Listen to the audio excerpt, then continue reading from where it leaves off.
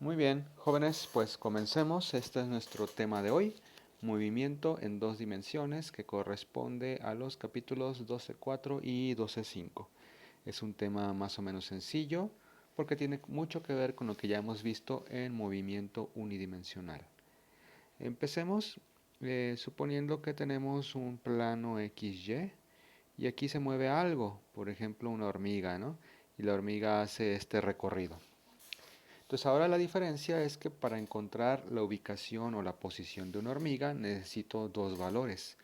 Por ejemplo, supongamos que en t igual a 0 se encuentra en este punto que acabo de marcar allí. Ese punto tiene coordenadas x0 y y0. Entonces tú no tienes que dar los dos valores. La hormiga se encuentra en el tiempo inicial en t0 y en y0. Después supongamos que la hormiga se mueve y cuando t es un segundo, t es igual a 1, pues ahora está en estas nuevas coordenadas, x1 y, borro esto, y y1. Entonces ahí tenemos esos dos valores. Muy bien, entonces la posición de la hormiga la tienes que dar con dos valores, x y y, simplemente. Ahora, esos dos valores, las coordenadas se juntan en una cantidad muy importante llamada vector de posición. Entonces, para dar la ubicación, no damos los valores nada más, sino que lo indicamos por medio de un vector. Este vector de posición es muy importante, es r, que depende del tiempo, y este vector va a tener como componentes precisamente las coordenadas x, que también puede variar con el tiempo, en la dirección y, más y, que puede variar con el tiempo, en la dirección j. Entonces esto es nuestro vector de posición.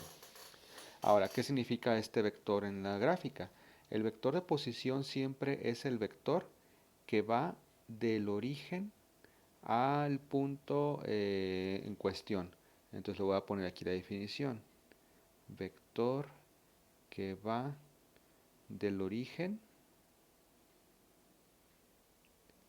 a la posición.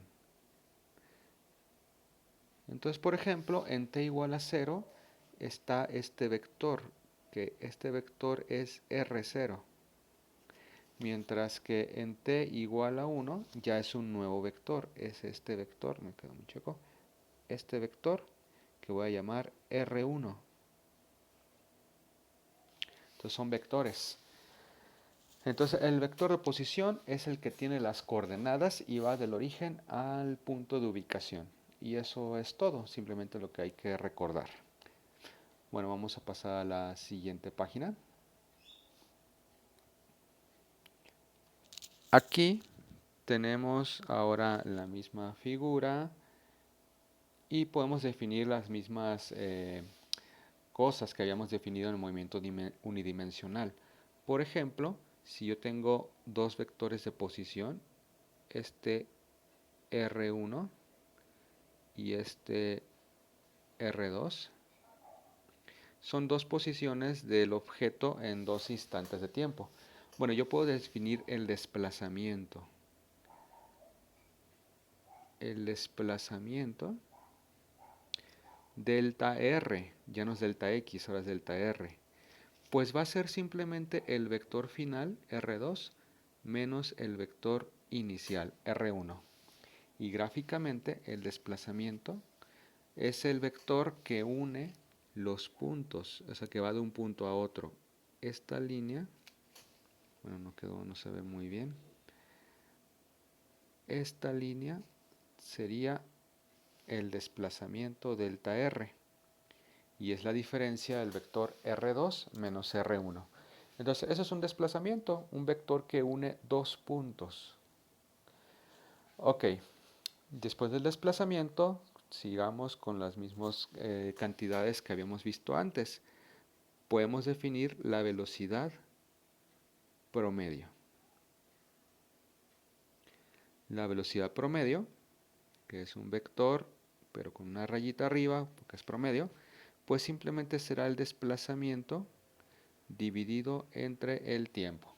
Entonces, eso sería otra definición. Desplazamiento entre tiempo es mi velocidad promedio. Ok, entonces si por ejemplo, vamos a poner un ejemplo de todo esto. Digamos que un objeto en t igual a 0 tiene este vector de posición r0 igual a, vamos a ponerle 3i más 5j. O sea, están coordenadas 3, 5. Y para t igual a 1, R1 sería, vamos a ponerle 8i más 2j. Entonces con estos valores, el desplazamiento pues será la diferencia del vector R1, el final, menos R0, el inicial. Entonces esto pues simplemente restamos coordenadas, sería 5i, la partícula se movió 5 unidades en i en total, y 2 menos 5 es menos 3j, bajo 3 unidades en j.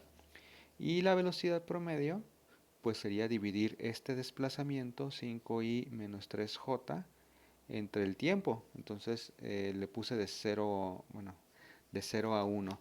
En lugar de 1, pues para que sea más interesante, lo voy a borrar el 1. Le voy a poner 2. Que a los 2 segundos ya se había movido a la nueva posición. Entonces pues se dividiría entre 2. Y la velocidad entonces sería 2.5 en i menos 1.5 en j. Esta sería la velocidad promedio. Entonces, como pueden ver, es un concepto muy sencillo, nada más hay que pues aplicarlo como ya habíamos visto. Esta velocidad promedio significa que, pues como el nombre lo dice, en promedio cada segundo se movió 2.5 metros en i y bajó, porque es negativo allí, 1.5 unidades en j. Entonces eso es lo que sucedió en promedio, aunque pues en realidad no tuvo que haber sido así todo el tiempo. Eso nos lo va a decir la siguiente cantidad, que es la velocidad instantánea. Velocidad instantánea. Que como pueden ustedes imaginar, la velocidad instantánea va a ser tomando el límite cuando delta t tiende a 0 de la velocidad promedio de delta, perdón, no es x, delta r entre delta t. Entonces tomas el límite cuando delta t tiende a 0 de delta r sobre delta t, y esto es simplemente la derivada. Entonces la velocidad instantánea es igual a la derivada de r con respecto al tiempo. Entonces, bueno, lo voy a escribir aquí abajo en limpio. La velocidad instantánea, el vector, porque es un vector, es la derivada de r con respecto al tiempo. Recuerden que es un vector porque básicamente les va a dar dos velocidades, una velocidad para el eje x y una velocidad para el eje y. Entonces esto es igual, si recordamos lo que es r, que r es igual a x en y más y en j, pues va a ser la derivada de x con respecto al tiempo en y más la derivada de y con respecto al tiempo en j. Como les decía, una velocidad para x y una velocidad para y. Y esto pues les puedo llamar bx en y más by en j. Entonces eso es el procedimiento para encontrar una velocidad instantánea. Algo importante de la velocidad instantánea es lo siguiente, lo voy a poner en la siguiente página. Si yo tengo una trayectoria cualquiera, por ejemplo esta, y yo tomo un punto, digamos este punto de aquí, entonces si yo calculo la velocidad instantánea, es decir, encuentro la derivada del vector r con respecto al tiempo y calculo mi velocidad instantánea y luego la evalúo en este punto con coordenadas x y y, o para este tiempo más bien, la evalúo para el tiempo que corresponde a este punto. No va a quitar esa t. Lo que va a suceder es que la velocidad me va a dar un vector que va a ser tangente a la trayectoria. Entonces esto es algo muy importante que se tienen que aprender. El vector velocidad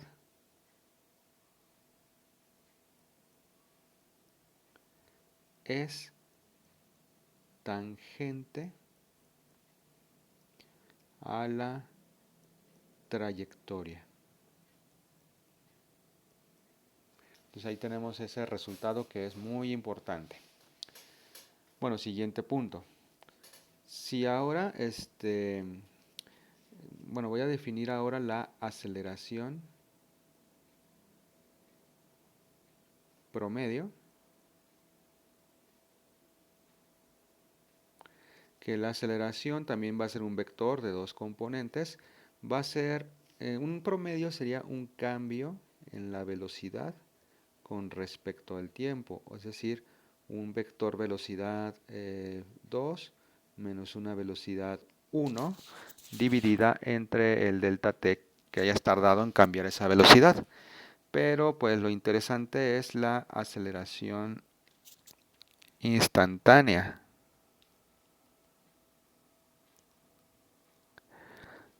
que como ustedes pueden imaginar es tomar el límite. La aceleración instantánea, ya sin la rayita de promedio arriba, es el límite cuando delta t tiende a cero de la promedio de delta v entre delta t. Y esto es simplemente la derivada del vector velocidad con respecto al tiempo. Pero bueno, vamos a hacer un ejemplo que involucre todo esto para que vean que realmente es muy sencillo. Voy a poner un ejemplo aquí arriba. Nueva página.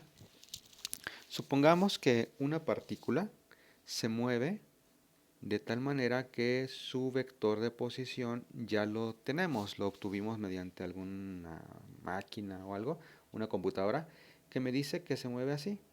Se mueve 3t cuadrada menos 1 en i menos, aquí es t cuadrada, menos 5t en j. Entonces vamos a calcular, por ejemplo, las posiciones en los primeros 4 segundos. 0, 1, 2, 3, 4. Entonces hay que calcular dos posiciones, una en X y una en Y. Simplemente sustituimos. Ok, aquí le puse mal los ejes, realmente quería hacerlo así. Esto va a ser el tiempo. 0, 1, 2, 3, 4.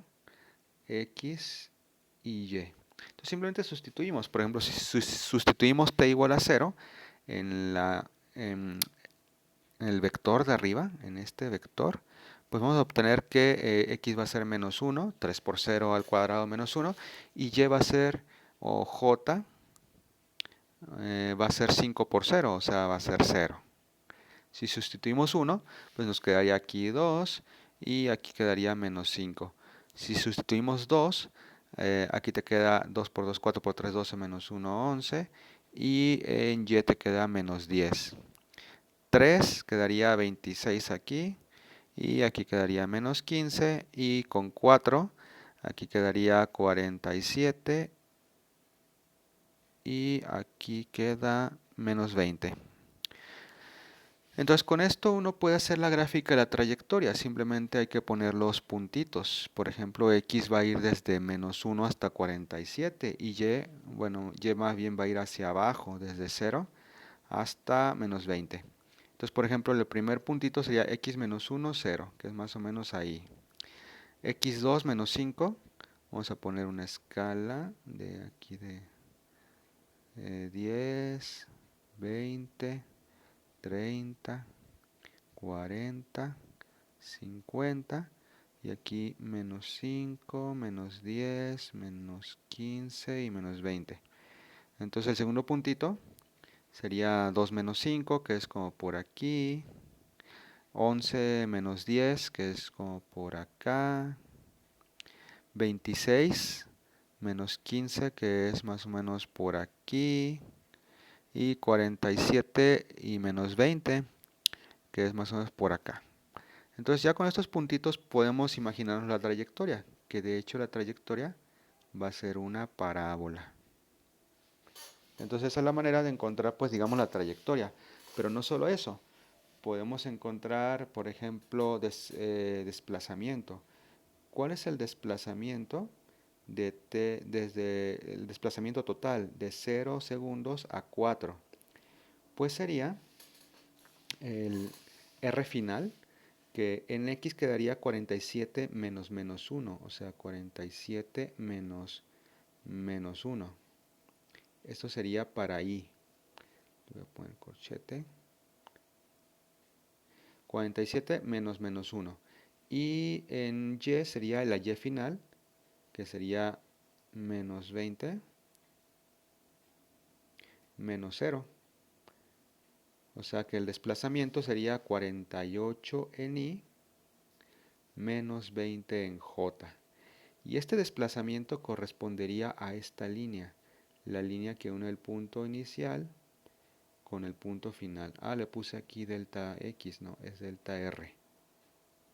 Delta r. Entonces, ese sería el desplazamiento. Luego puedo encontrar para esta misma fórmula la velocidad, ¿cómo se dice? Instantánea. Voy a seleccionar esto. Entonces no sé cómo se usa esto. Copiar. Me voy a otra página y vamos a pegar. Lo muevo aquí y ya. Ahí está. Esta es nuestra ecuación. Si yo quiero la velocidad instantánea, pues simplemente la derivo. Derivo r con respecto al tiempo. ¿Cuánto va de este video? 17 minutos. Ya casi terminamos. Entonces, si yo derivo, pues te va a quedar 6t en i menos 5 en j. Fíjense que en i la velocidad sí va a ir cambiando, porque cada que yo le ponga un tiempo, pues va a ser diferente. En cambio, la velocidad en j siempre es menos 5. Significa que en y siempre baja 5 unidades, lo cual se puede ver en la gráfica anterior, que en y vas bajando de 5 en 5, pero en x cada vez te vas moviendo más rápido, porque es así, depende del tiempo. Bueno, aquí lo que vamos a hacer es, por ejemplo, evaluar qué tal si te pregunta la velocidad a los 5 segundos. Pues entonces, este sería 6 por 5, 30 en i, menos 5 en j. ¿Y cuál sería la velocidad al segundo 0? Pues sustituyo. ¿Dónde? Pues en la fórmula que me quedó para velocidad. Sería 0 en i, menos 5 en j. De hecho, si yo pongo este vector en la gráfica 0 menos 5, ubicada en el punto inicial, aquí, la velocidad que me da es hacia abajo, 0 menos 5. O sea, sería más o menos, vamos a ponerla en verde. Esta sería la velocidad.